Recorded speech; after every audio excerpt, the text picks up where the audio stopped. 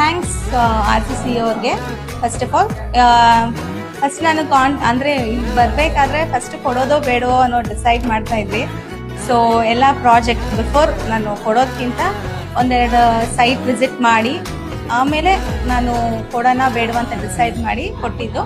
I think everything is vent well. ತುಂಬ ಚೆನ್ನಾಗಿ ಬಂತು and we are happy for it.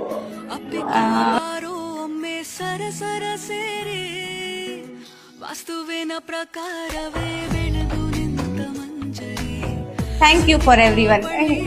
All the best, RCC.